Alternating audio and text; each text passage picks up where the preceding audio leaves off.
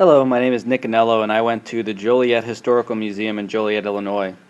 And the main focus is going to be on the buildup of Joliet thanks to the country's first quote-unquote superhighway that traveled from Chicago all the way to Santa Monica, California. And one of the first major stops was in Joliet, Illinois, which helped to create a lot of changes in Joliet, including both commercial, industrial, immigration-wise.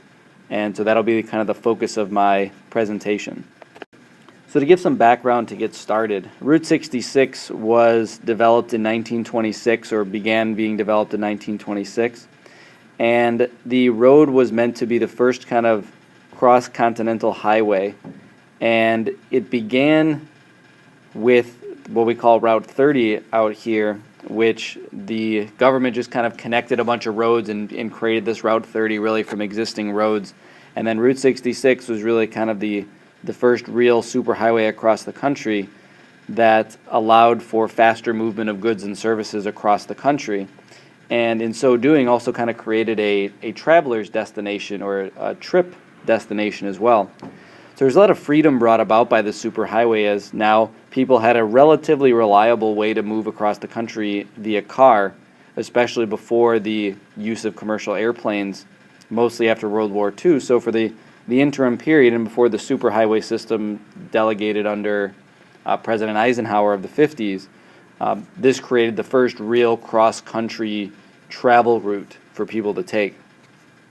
So because Route 66 went through Joliet, it created the Route 66 corridor, as well as the creation of a lot of industries around that. So hotels for people to stay in, a lot of places for even just commercial, like shaving, getting a haircut. You had restaurants pop up. And so there's a lot of commerce around just the Route 66 part of Joliet. There was massive immigration to the area and beyond, brought about by the eclectic visions of rules of life.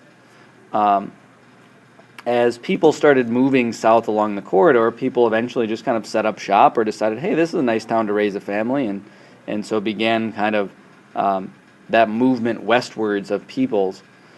This also created the need for the eventual use of Americanization programs of immigrants in the area, as many immigrants moved from Chicago to Joliet in search of jobs, or they heard about Joliet and wanted to move there. So there's a lot of individual actions in this movement south and west along Route 66 in terms of population. And then the need to Americanize, getting the immigrants' kids in school and just teaching them about American life and kind of socializing the immigrants into the American way of life. Incentive was of a good-paying job in a middle-class town, drove thousands of people to Joliet originally, and then a lot of people stayed, as well as just the freedom of moving along. Moving across the country was a very novel concept at the time, especially in the 1920s. And so the search of a good job, especially in the Great Depression and beyond in the 30s and 40s, drove people to move there. As well as then eventually, one of the side effects of this was, so Joliet became kind of this hub outside of Chicago, or a stopping place outside of Chicago. And so a lot of railways ended up crossing through Joliet, as well as then what we call the I&M Canal, which kind of connected the Mississippi River to the Great Lakes and then ultimately to the Atlantic Ocean. So that canal likely moved through Joliet because of Route 66, and the railways also came through Joliet because of Route 66 on its way to Chicago as well. Much of the evidence I collected while I was at the museum are placards explaining what was happening. So the first placard deals with the increase in tourism and the need for many businesses to sprout up around the corridor. This signage talks about the change in advertising signs for cars and how they needed to have bigger print. Along the stretch of road, there had always been, even before automobiles, there had been signs, but now the need for larger signs and larger print as the cars were speeding by instead of just on your kind of horse and buggy. And the last placard talks about the incentive for people to move across Route 66 in search of either a better life or just for kicks, kind of traveling down the roadways.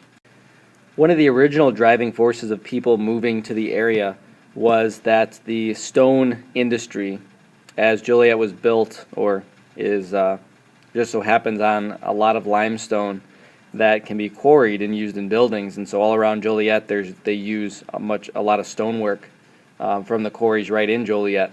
And with the access to roadway, the access to canals, the access to railways, it definitely burgeoned the industries and increased dramatically. And so many immigrants came to Joliet in search of work there.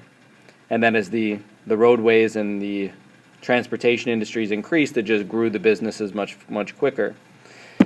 The other bit of note then, as the highway starts to pick up, the wallpapering industry really made a huge difference in the area of Joliet. And at one point, they produced about 1/3 of all of the wallpaper nationwide in Joliet, which is just kind of an odd statistic, thinking like a couple towns over, there's this, there used to be this wallpaper capital of the world. So that I found was odd, but that drove the incentive of more people looking for better paying jobs in Joliet. What also developed around Joliet was the steel and iron working industries, as that had been a staple in Joliet, and the Joliet High School, their mascot is actually the Steelmen, in reference to the steel industries that popped up even before the highway. And the highway just exacerbated how many immigrants and how many workers showed up at the factories and the mills. Another interesting statistic here is that at one time more horseshoes were made in Joliet than anywhere else in the world. Again, it's just kind of odd to think that a couple towns over, here is this former horseshoe capital of the world. And then here's kind of the picture of the quarries, canals, and railroads as they went through in the early 19th century in and through Joliet. Here is a kind of a snapshot in time of Joliet in the early 20th century, and it just kind of mentions that thousands of people migrated to the area. Many of them were newcomers and immigrants looking for better work, and they eventually, with high-paying jobs or better-paying jobs, they needed more business, entertainment, shopping, dining available, which brought it up along, especially the 66 corridor. Then the railroads, coming to Joliet as well, hoping to open up the industries of kind of flowing through Joliet. And as these immigrants were Americanized, what started to pop up were much more home life kind of industries. So the elegant emporiums and kind of dress shops popped up, and fashionable clothing. And then kind of, the need for kind of a quote-unquote middle class or modernizing home became prevalent as well, especially in Joliet, as people's lives got better as the middle class began to grow. And again, as more industry boomed after World War II, we have the more commercial products like TVs entering into the homes, and then a much more urban scene as a downtown type area was something that people liked and enjoyed, and that downtown area still exists today. So making the direct connection from my trip to the Joliet History Museum to the ERPs in our economics course is that individuals decided to move or drive through Joliet from Chicago in search of a better lifestyle and or new adventures. Many deciding to settle there because of the high-paying jobs or the industries that existed there even before the road, but the road made the decision much easier. And the cost-benefit analysis swing much more in favor of moving out of Chicago to Joliet as kind of a suburban retreat or just a place to get a good-paying job for those that needed them, even during the Depression. The new labor and the high pay created the need for more industries, as well as access to the highways and shipping canals. So with Route 66, it really opens up especially the tourist trade through Joliet, as well as just kind of developing more industries and more industries being able to ship cheaper to places. So Joliet was able to thrive for a long time because of that. And so the cost-benefit analysis for people thinking of either moving to Joliet from Chicago mainly, or the Chicagoland area, or for those seeking adventure, especially early on, not many people had driven cross-country. You could take a train. Eventually in the 50s and beyond, you can take an airplane cross-country. But people were looking for kind of adventure in the 1950s, especially after World War II. But even in the interwar period, just something to kind of get away from the atrocities of everyday life and World War I. I think that's important, that it lowered the cost of travel be it actual physical costs of, gasoline, or the actual cost of maybe like, a bumpy road, doing damage to the car and you having to stop for a couple of days and get it fixed. So it kind of lessened the cost for sure and increased the benefit as more and more industries built up around the Route 66 corridor all the way to Santa Monica, California. Job availability in the suburban life acted as an incentive for those looking to get out of Chicago.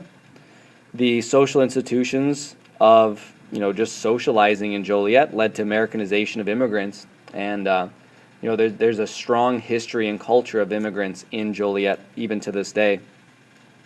And the unintended consequences of Route 66 were things like the canal and other highways and railways deciding to go through Joliet on their way to their larger destinations like Chicago or Ohio or anywhere in the West.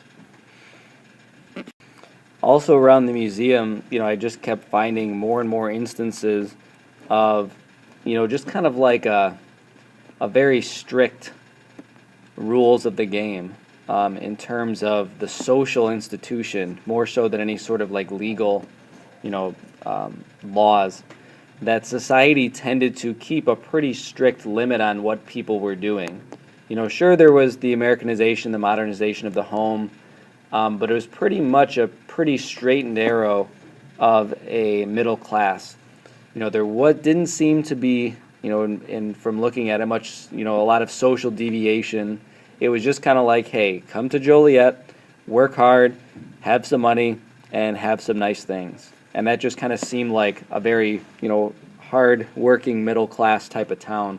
And that just kind of seemed like that's what they stuck to. So religious life played a role. It didn't come through much, so the religious institution likely didn't set those guidelines as much, especially with the proliferation of immigrants being from all over Europe. That might have been a lot of different churches, but in the museum that did not come out at all.